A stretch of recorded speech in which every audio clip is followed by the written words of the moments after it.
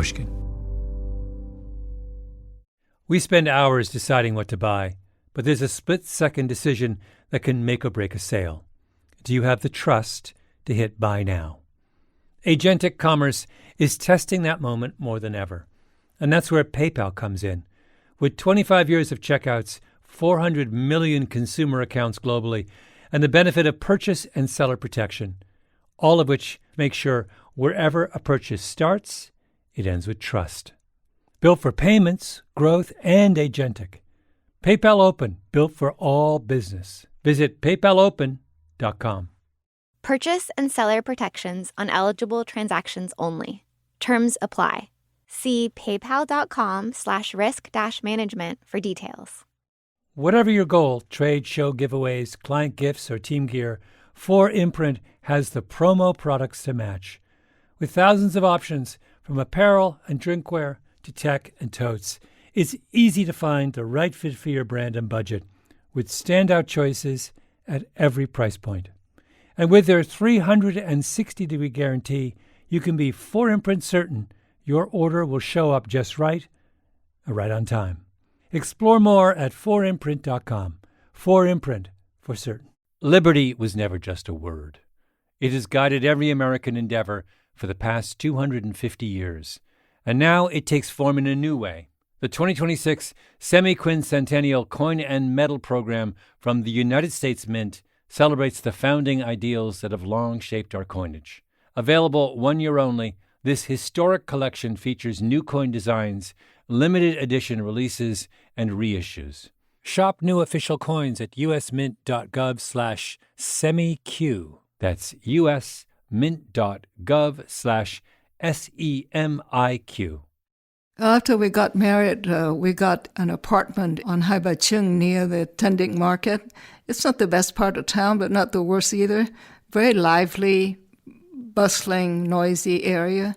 That's Mai Elliott. She lives outside of Los Angeles now, a graceful, elegant, middle-aged woman. She's talking about her life in Saigon in the early 1960s, the first days of the Vietnam War. I had an apartment of my own, you know. Life couldn't have been better, I thought.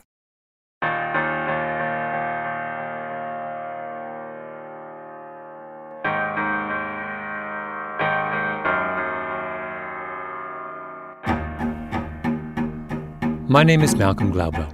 Welcome to Revisionist History, where every week we go back and look at something misunderstood or overlooked.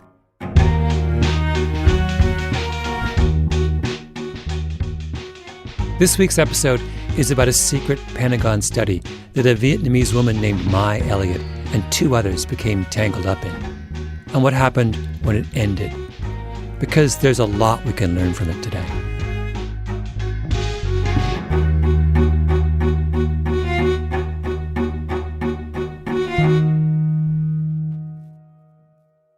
The project was run by the RAND Corporation, a think tank based in Santa Monica, California, home to an extraordinary collection of intellectuals and thinkers and policy wonks. RAND is the kind of place where everyone speaks in complete paragraphs, and if you close your eyes as you listen, you can almost see the footnotes at the end of each one of those perfect paragraphs. The Defense Department relied on them heavily in those years. Still does. Tell me about how you come to work for RAND. Dave knew somebody at McVie who was an officer, a graduate student. Dave is Mai's husband, an American academic. MACV stands for Military Assistance Command of Vietnam, headquarters for the Vietnam War. So anyway, Dave knew this guy who was also a graduate student doing his military stint. And his wife, an American, was working at RAND. Mai Elliott is Vietnamese, and she ends up working at RAND in Saigon for a man named Leon Garay, one of RAND's most brilliant academics. He ran a secret study, and he's a big part of this story. Here's an interview RAND recorded with Garay just before he died in 2007. And how did you end up getting into Vietnam? I got drafted. Well, I was semi-volunteered, but I got drafted. The Chief of Air Force Intelligence asked me to go. Garay set up shop in an old French-style villa near the presidential palace in downtown Saigon, 176 Rue Pasteur. The house is still there. Flame trees and tamarind line the street. quiet, discreet. This was in 1964, just when Saigon was beginning to fall apart. Still, if you were a Westerner, you might go to the exclusive Cercle Sportif on the humid afternoons to sit by the pool or play tennis or have a cocktail in the veranda of the Continental Hotel. Maybe you'd hear a bomb or two off in the distance. Later, of course, things would get far worse. The house we lived in Saigon, was directly under the trajectory of the rockets that the Viet Cong were firing at the palace. So we had a great experience of ducking under the dining room table. Gray had been working in the Santa Monica office of Rand when he was summoned to Vietnam. It was a job no one really wanted. Who would leave Southern California for Saigon? The Pentagon wanted him to run a project interviewing Viet Cong prisoners and defectors. Gray jumped at the chance. I had to organize my own team of Vietnamese. We were producing interview reports or interrogation reports for the U.S., for Rand, and for the chief of the intelligence of the Vietnamese armed forces. They all got copies. Later, Leon Garay got into trouble, or at least into an argument, and Rand brought in a third person to fix things, Conrad Kellen. I was supposed to be indoctrinated by Leon Garay. He was supposed to tell me about Vietnam. But I got very quickly the feeling that he was extremely partisan, for the South, which of course was part of his job. Mm-hmm. That woman's voice you hear, that's my Elliot again.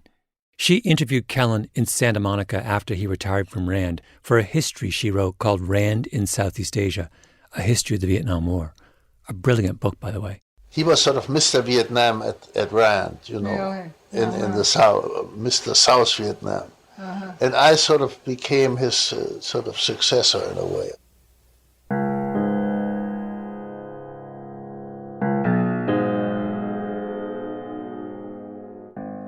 The story that follows is about these three people, my Elliot, Leon Garay, Conrad Kellen, and how their lives intersected over a minor and forgotten episode in the Vietnam War called the Viet Cong Motivation and Morale Project. I say minor because what happened in that French villa on 176 Rue Pasteur didn't swing the war one way or another. Nobody who was part of the study ever fired a gun or dropped a bomb. But the story of the Morale Project says a lot about something that has obsessed us ever since: intelligence failure. Why is it so hard to tell what your enemy is thinking? That question came up after 9/11. During the two Gulf Wars, it came up again in Afghanistan. It comes up today with ISIS. And every time we get it wrong, every time our enemies take us by surprise, we always say, if only we knew more about them. If only we had more information about our adversaries. More spies on the ground. More satellite images. More intercepted communications. More of everything. Do you know how many federal government organizations there are just devoted to counterterrorism? 1,271. And another 1,931 private companies. Do you know how many Americans hold top-secret security clearances? 854,000.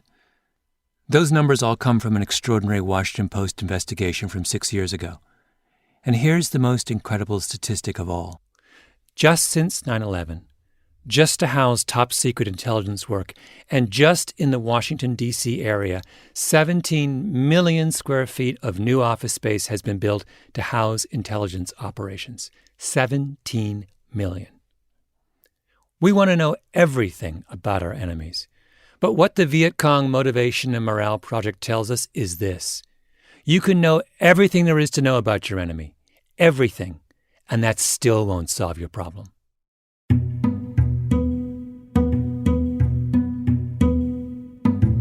Vietnam was a French colony from 1887 until 1954. Then the French lost control of the country. It was split in half. Communists took over the north. An American-backed regime came into power in the south.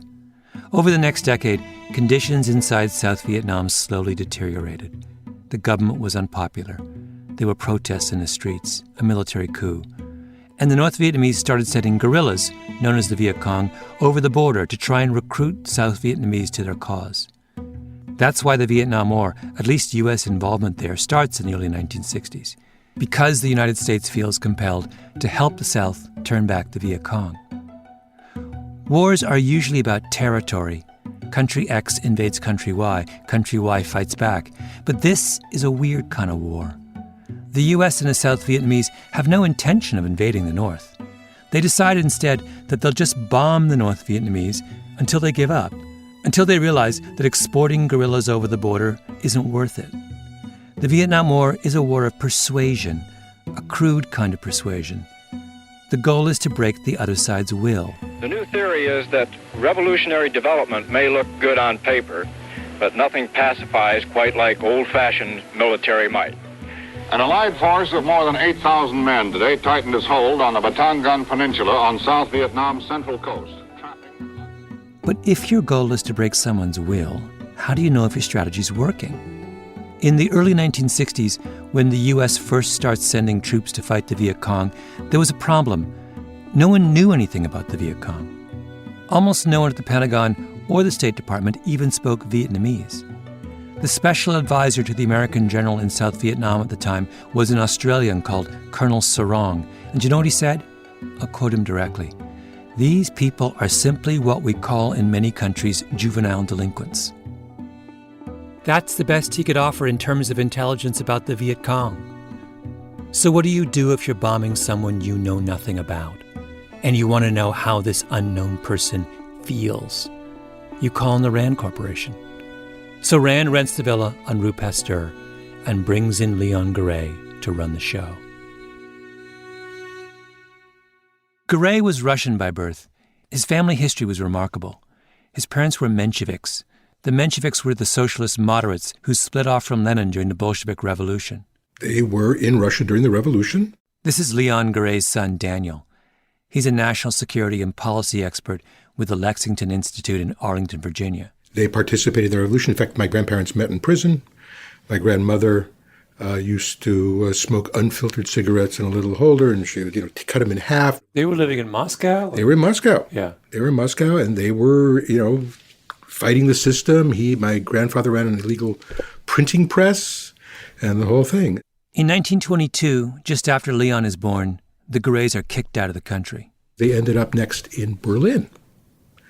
And in 1933, they shut the doors, locked the building up, and left. Just walked away and went to Paris.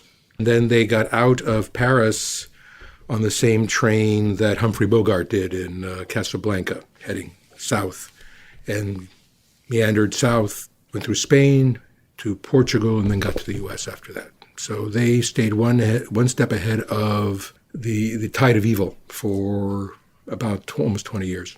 Wow. Yeah. Which of the Bolsheviks he must have known some of them personally? Oh, he knew all of them personally. They knew Trotsky, they knew Lenin, they knew Stalin, they knew the whole crowd. Man, you're leftist royalty. Yeah, well, yeah, right. The Garays end up in New York City, 96th and Broadway, deep in the world of Eastern European emigres. Leon serves in the army, fights in the Battle of the Bulge, and ends up in counterintelligence. How do you think the refugee experience shaped your father? Number of ways. I think the overriding one was we've retreated this far and no farther. So it was a view of sort of America, not just a city on the hill, but there's nowhere left to retreat to. The country needs to be truly defended. He got a home, he got a country, he got acceptance. All of that was terribly, terribly important. So this is who Rand puts in charge of the Vietnam operation, Leon Garay, a patriot, in the way that only an immigrant can be a patriot. He was suave. He was very charming. He had a great sense of humor, very articulate, energetic, enthusiastic. So personally, I liked him. The only thing I didn't like about him was the fact that he was a great ladies' man, and there were a lot of rumors about that. But as a person, I liked him. Garay spoke German, Russian, French, all fluently. Big, thick head of black hair, that amazing accent. He was the embodiment of the European intellectual. He had an amazing kind of research style all of his life, where there would be stacks of documents in Russian, in English, on his desk, and he'd literally be talking to you And it would sort of be, well, there was this recent thing, and he sort of, it's not an eidetic memory, but he was certainly kind of librarian, encyclopedic in that kind of sense. Gray meets Robert McNamara, President Johnson's Secretary of Defense, and tells him what he thinks needs to be done. That is, to really answer the question of how the bombing is affecting the Viet Cong. That's the question. I remember it very clearly. Again, this is from the interview Gray did with the Rand Archives a decade ago, at the end of his life. And he said, what is your funding? I told him we had $100,000. He said, what could you do with $1 million? That was his question. And I said, I can do more of this stuff and have more people doing the interviewing. He says, you have it. $1 million in Saigon in the mid-'60s was a king's ransom. So Gray hires a team of locals to fan out across the South Vietnamese countryside to interview defectors from North Vietnam and captured Viet Cong guerrillas. That's where Mai Elliott comes in. She was one of Gray's interviewers, and her story is every bit as fascinating as Leon Gray's. My father was appointed to Haiphong. He became mayor of Haiphong. She grew up in the north. Before the country was divided, her father was part of the French colonial administration. And as mayor, he had a lot of authority. He was almost like the king of that little town. And we live in an enormous house with an enormous garden in front and back, with a staff of servants and even a platoon of guards, who stood guard outside our gate. So that was really the best time of my life. Then the French get defeated in the north by the communists. Vietnam is divided in two. It happened so suddenly. We just packed up and left everything, and we lost everything. So when it happened, we were in a panic. We didn't know what to do. My father had, of course, collaborated with the French. I didn't know, I didn't understand a thing, but my father was afraid that the communists would come in and kill him.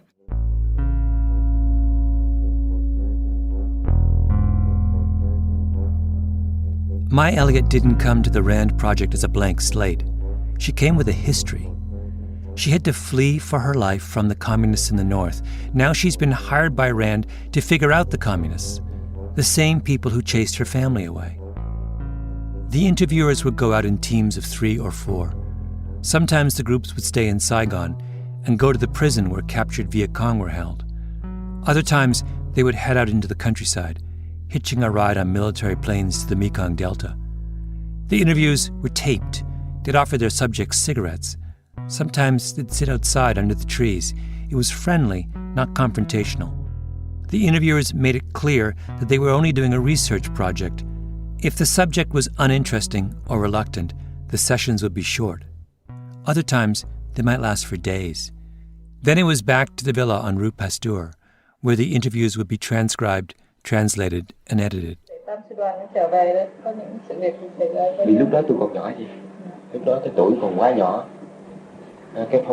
That's Mai Elliott in the central Mekong Delta, interviewing a former company commander for the 261st Battalion of the North Vietnamese Army. There was a lot of questions about bombing. What weapons do you fear the most? What had the most effect on your unit and your operations? And with the North Vietnamese who infiltrated into the south, tell us about conditions. You march from the north to the south. Were there bombings, along the way? Things like that. The Morale Project would eventually produce 62,000 pages of transcripts, interviews with captured Viet Cong and others. 62,000 pages. This isn't some focus group conducted by a PR firm where a few dozen people are interviewed for an hour. This is one of the most extraordinary, encyclopedic, detailed portraits of an enemy ever created. Remember, no one in Washington really knew anything about Vietnam in the early 1960s. Now there was $1 million operation on the Rue Pasteur painting a living, breathing portrait of the other side. This stuff was gold. Gray takes the results and makes the rounds. His favorite statistic was this. When Rand started its study, 65% of defectors and prisoners believed the Viet Cong could win. After a year of heavy U.S. bombing, that number was down to 20%. The enemy was on the ropes. Gray briefs the Air Force, Army, U.S. Embassy, then off to Honolulu to the headquarters of the Army of the Pacific, Rand in Santa Monica, Washington, D.C. to the Pentagon and to the White House. Helicopters would pick him up in Saigon and whisk him to aircraft carriers. At the villa on Rue Pasteur, he holds cocktail parties for everyone who was anyone in South Vietnam. Henry Kissinger, Walter Mondale, the U.S. Senator, later to become Jimmy Carter's vice president. Gray meets with visiting journalists, CIA officers. His stuff goes right to the top. Well, we've had an interesting report from a man named Goray, who works for the Rand Corporation, and we hired the Rand Corporation. That's Robert McNamara, Johnson's defense secretary, from tapes made of White House conversations. In 1965 and 66, President Lyndon Johnson decides to pull the United States deeper and deeper into Vietnam. And the story was that LBJ used to walk around with a summary of Garay's findings in his back pocket. Wars require public justification. If you're going to put thousands of lives at risk, you need to explain to your citizens just what you're doing. And that's what Leon Garay offered in the crucial early years of the Vietnam War. He offered justification. Liberty was never just a word. It has guided every American endeavor for the past 250 years. And now it takes form in a new way. The 2026 Semi-Quincentennial Coin and Medal Program from the United States Mint celebrates the founding ideals that have long shaped our coinage. Available 1 year only, this historic collection features new coin designs, limited edition releases, and reissues. Shop new official coins at usmint.gov/semiq. That's usmint.gov/SEMIQ. We spend hours researching products online and deciding what to buy, but there's a split-second decision that can make or break a sale. Do you have the trust to hit the Buy Now button? The way we discover and compare things is evolving, happening faster, and influenced by new forms of intelligent advice. But the underlying trust question doesn't go away. If anything, it's more important than ever. That's where PayPal comes in. For more than 25 years, they've been a trusted way to pay. And now PayPal can make the agentic era of commerce work for merchants, letting them maintain control of their brand, their customer relationships, so even as the way we shop changes, the moment that matters most still feels familiar and deeply dependable. Built for payments, growth, and agentic. PayPal Open, built for all business. Visit paypalopen.com to get started. Purchase and seller protections on eligible transactions only. Terms apply. See paypal.com/risk-management for details. Whether you're planning a big event, launching a new campaign, or just stocking up on team gear, finding the right promotional products makes all the difference. That's why so many brands turn to 4imprint. They offer thousands of options, from on-trend apparel and premium drinkware to tech, totes, and giveaways, so you'll find the right fit for any audience, purpose, or budget. You can customize it all: your logo, your message, your look, and many items come with no setup charge to help you save. And if you're really watching the bottom line, you'll find standout choices at every price point so you can make a real impact while staying on budget. Plus, you'll get expert help, fast turnaround times, and their 360-degree guarantee so you can be 4imprint certain your order will arrive on time and look exactly right. Whatever your goal, 4imprint makes it easy to find your perfect promo match. Explore the possibilities today at 4imprint.com. 4imprint, for certain. Enter Conrad Kellen, the third person in our story. When did I come to Rand? Oh, well, I lived in New York in 1964, I think it was. Kellen was a battered veteran of World War II and a little bit of a legend. I once spent 2 weeks in Los Angeles just going from one person's house to the next, asking for their memories of Kellen. Everybody remembers Conrad Kellen. If you took the absolute best of 19th century Central Europe and put it in a time machine that opened its doors in 1960s Southern California, that would be Kellen.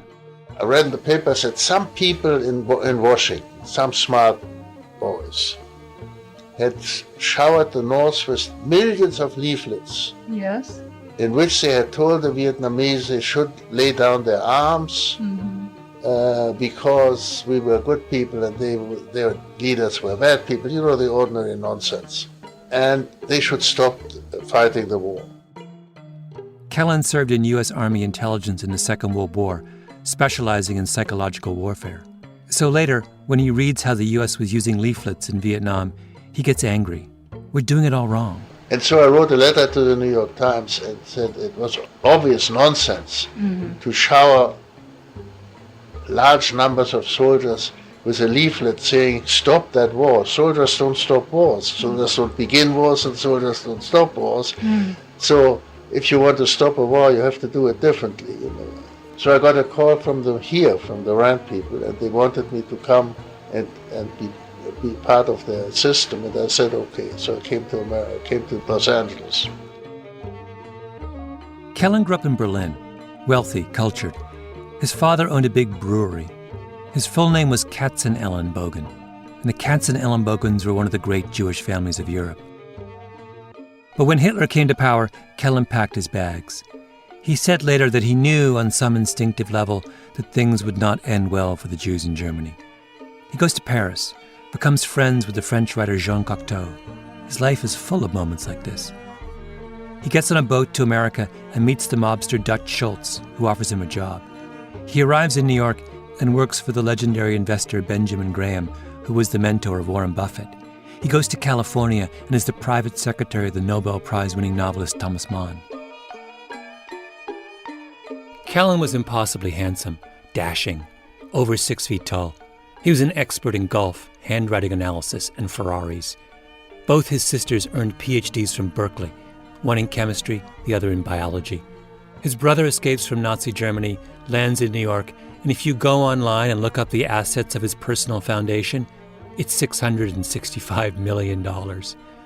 His stepmother was painted by Renoir, a family friend. He was cousins with Einstein. I mean, after a bit, it gets ridiculous. The craziest story about Kellen is when he was in Paris in 1945. The war has just ended, and he's sitting in the Café Select near the Champs-Élysées when a young woman approaches him. She says, "Are you an American GI?" He says, "Yes." She says, "Are you going back to the States?" He says, "Yes." She says, "You have to do me a favor. My father's an artist. I have to get his work safely to America." Because, of course, Europe was in chaos. And Kellen says, "By all means."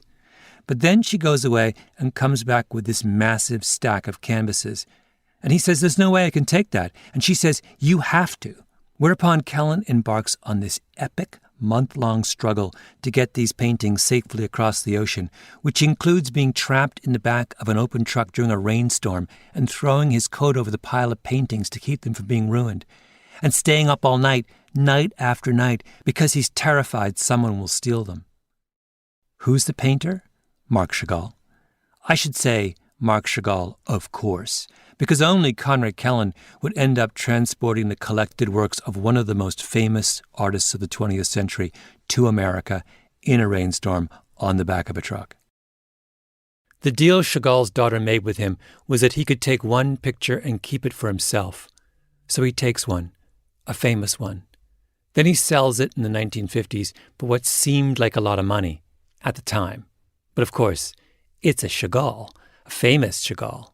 And every now and again over the years, he'd spot his old painting in an auction catalog, worth more and more and more, and he'd bury his head in his hands and say, "Oh."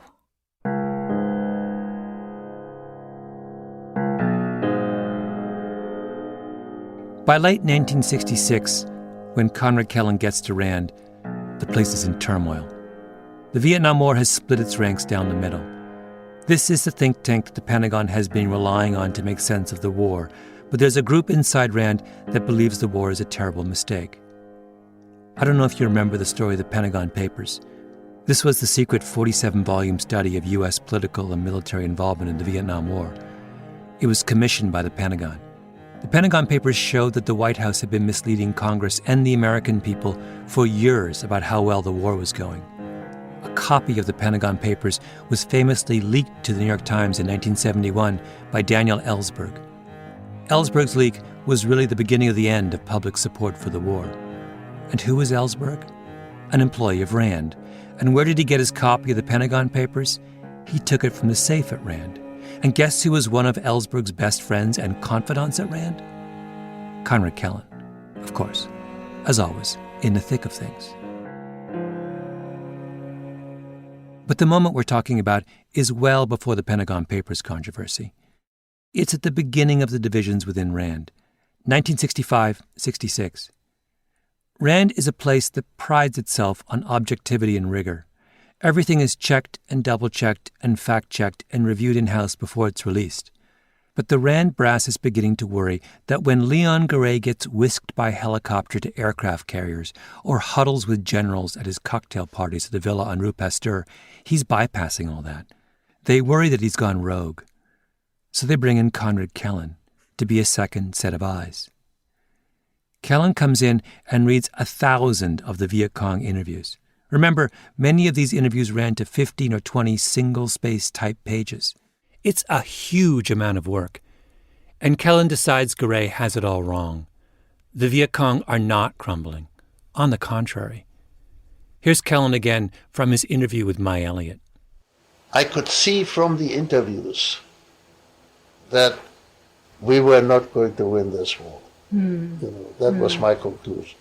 I was one of the very few people at Rand who had that idea, and most of them were gung-ho. They were going, and they couldn't understand. To this day, they don't understand how a nation with 2 million soldiers, battleships, airplanes cannot win over Vietnam. So here we have two men. Two sophisticated European intellectuals with access to the richest trove of intelligence in the entire war.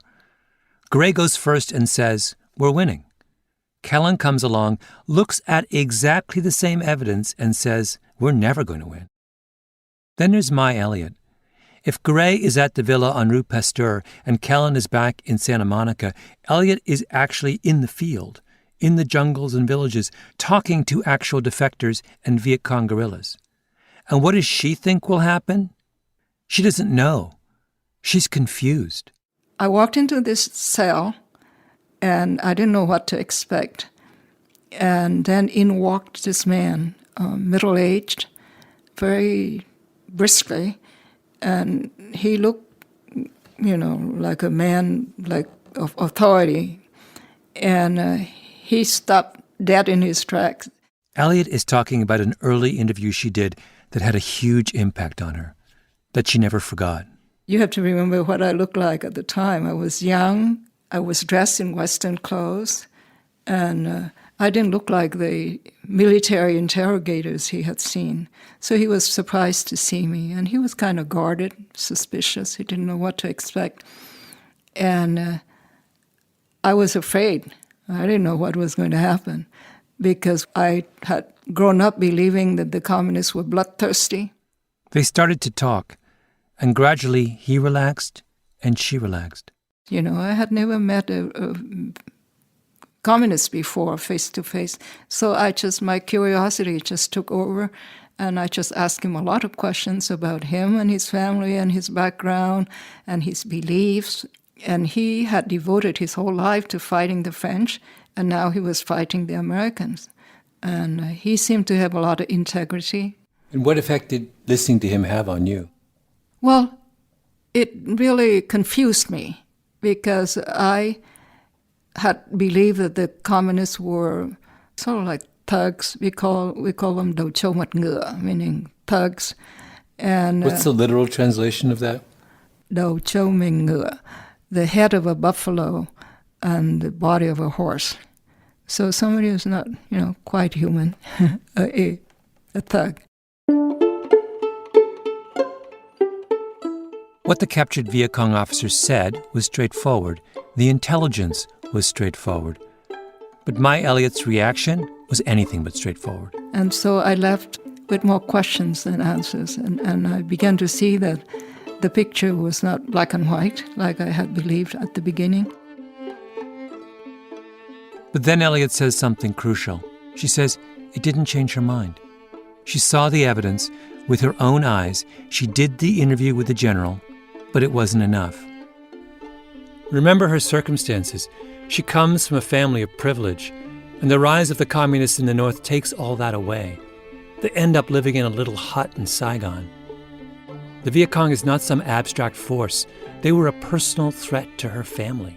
I think for people whose backs were against the wall and who thought that their survival depended on the communists not winning, then seeing the evidence doesn't mean that you change your mind.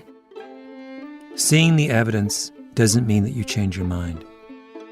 Seeing the evidence just increases your fear, because you fear that, that the communists would win and it would be the end of you and your family. And you don't want to face it, you don't want to think about it.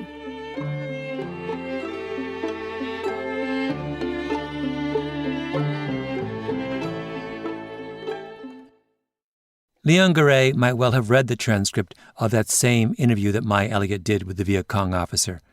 And his interpretation would be, that guy's going to give up. If we just bomb people like him some more, we'll destroy their will. In retrospect, completely wrong. But think about this from Garay's perspective. Well, look, if you want to understand that, I am a professional refugee. I've been a refugee from Russia to Germany, from Germany to France, and from France to the United States. So 3 times. So as far as I was concerned, this was going to be my country, and whatever it was the national interest of the United States, was sufficient reason to pursue this thing. By this thing, he means fighting communism, the enemy that forced Garay out of his home in Russia. And in the 1960s, this thing, communism, is still out there. It spread to Vietnam. Think how much Garay had to believe that America was winning the war. Leon Garay felt there was nowhere left to retreat to. You don't pick and choose your wars. Your country's at war, it's at war, period. You don't pick and choose whether you approve of it or not. That's nonsense. That's chaos.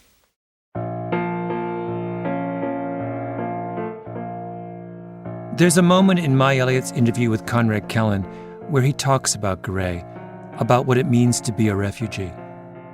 I think, like many, eventually became great opportunists. What else could they do? I mean, if you were an opportunist, at least you had the American establishment on your side, Mm-hmm. The refugee is an opportunist because he is at the mercy of whatever country will take him. And I can't help but think that Kellen is also talking about himself here. He's acknowledging the biases that he brought to the interviews, because he's a refugee too.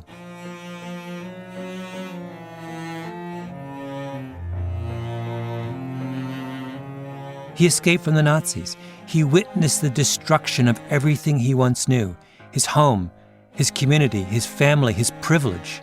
How can that not scar you? At one point, Kellen explains to Elliott why he never actually traveled to Vietnam, even though he was working on a project about Vietnam.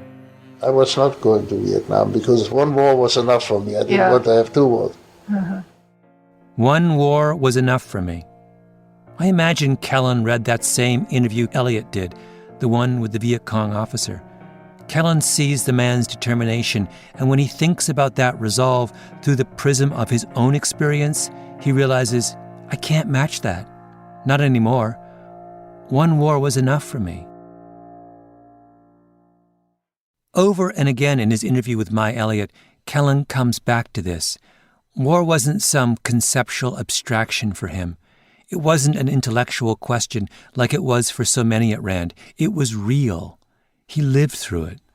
There were an awful lot of civilians around in this whole thing, in this whole Vietnam thing, who talked about casualties, for instance, casualties. They didn't give a damn about anything. If somebody came back and said, we took such and such a place with, 50, 60 casualties. Well, a casualty is not a dead person. A casualty is something theoretical for these people. One interview with a Viet Cong officer, one fantastic bit of intelligence, an insight into the enemy's mind, and yet everyone was in disagreement on what it meant, because everyone was looking at it through a different set of eyes. That's why intelligence failures happen. It's not because someone screws up or is stupid or lazy. It's because the people who make sense of intelligence are human beings with their own histories and biases. So what happens to the three people in our story? Garay gets recalled from Vietnam in April of 1967. Clearly, Rand asked me to stop going there. To stop going to Vietnam. To return to Santa Monica. I went back, and then I was told that my presence was an embarrassment. I don't know why. The suggestion was very clear that I should look for something else. How do you feel about that? Were you disappointed? Of course. I liked Rand. He was hung out to dry. His son Daniel is a lot more blunt. My sense of it was they wanted, to cut loose from anything having to do with Vietnam. And the way to cut loose from this project and from him was to try and discredit the analysis and sort of then, okay, you're now no longer a legitimate analyst, well, you really do need to go. Yeah. Kind of thing. And can you describe your father in those years? So I think he was feeling quite beaten down. And frankly, I suspect there was a degree of just physical exhaustion. It may have been not that different than, when he and his family kept getting driven out of, cities in Europe and had to restart the whole process and restart the fight. I think there was a certain degree of that. Garay eventually moves to Florida, takes a post at the University of Miami, fights the Cold War from Coral Gables. As for Mai Elliott, she eventually moves to America, lives in Ithaca, and it's only then, from the safety of upstate New York, that she finally accepts what the Viet Cong officer was telling her. I wish it would have been easier for me to come to that conclusion earlier, because it was just years of agonizing and being ambiguous. She finally admits it to herself. The North Vietnamese were determined. The war was wrong and unwinnable. I think that it's easier to be objective when you don't have a personal stake in a situation. And you can see the evidence and say, oh yeah, the war is not working, let's end it. But when you have a very deep, strong personal stake, it's a lot harder because you're talking about survival of your family, your relatives. Mai Elliott finally faced the difficult truth. As for Kellen sounds the alarm almost from the beginning of his time at Rand. He says the intelligence tells us the war cannot be won. But of course, if you know even the slightest bit about the Vietnam War, you know that no one listened to him, at least until it was too late. He suffered, like all of them did. I can only say that the people that I knew who talked a lot about scientific this and that, were the most unscientific people you can imagine. They just picked somebody, and then if they agreed with him or he agreed with them, then he was an expert, and if he didn't agree with him, he was not an expert, and then they wrote it down. The most unscientific people you can imagine. I'm not sure it's any different today, is it? And everybody wrote reports for everybody else. Mm-hmm. And it was almost like a comedy, It was so stupid. I got very angry about that.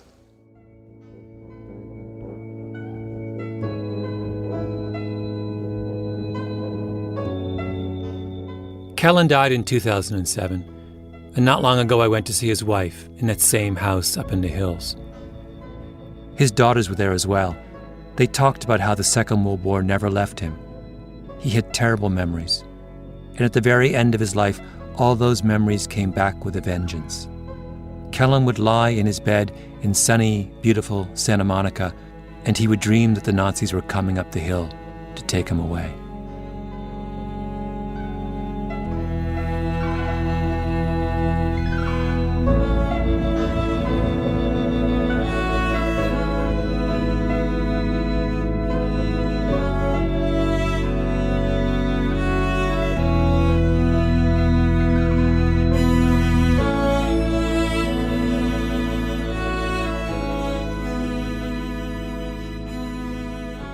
You've been listening to Revisionist History.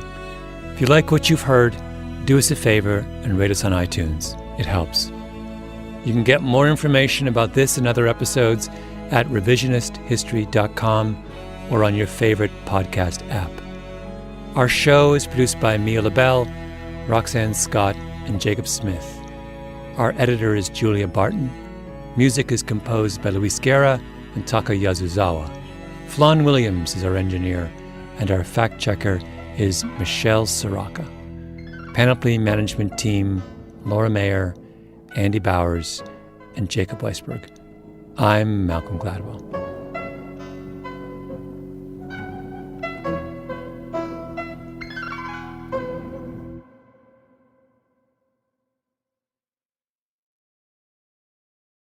We spend hours deciding what to buy, but there's a split-second decision that can make or break a sale. Do you have the trust to hit buy now? Agentic commerce is testing that moment more than ever, and that's where PayPal comes in. With 25 years of checkouts, 400 million consumer accounts globally, and the benefit of purchase and seller protection, all of which make sure wherever a purchase starts, it ends with trust. Built for payments, growth, and agentic. PayPal Open, built for all business. Visit paypalopen.com. Purchase and seller protections on eligible transactions only. Terms apply. See paypal.com/risk-management for details. Whatever your goal, trade, show giveaways, client gifts, or team gear, 4imprint has the promo products to match. With thousands of options, from apparel and drinkware to tech and totes, it's easy to find the right fit for your brand and budget, with standout choices at every price point. And with their 360-degree guarantee, you can be 4imprint certain your order will show up just right on time. Explore more at 4imprint.com. 4imprint, for certain. Liberty was never just a word. It has guided every American endeavor for the past 250 years. And now it takes form in a new way. The 2026 Semi-Quincentennial Coin and Medal Program from the United States Mint celebrates the founding ideals that have long shaped our coinage. Available 1 year only, this historic collection features new coin designs, limited edition releases, and reissues. Shop new official coins at usmint.gov/semiq. That's usmint.gov/SEMIQ.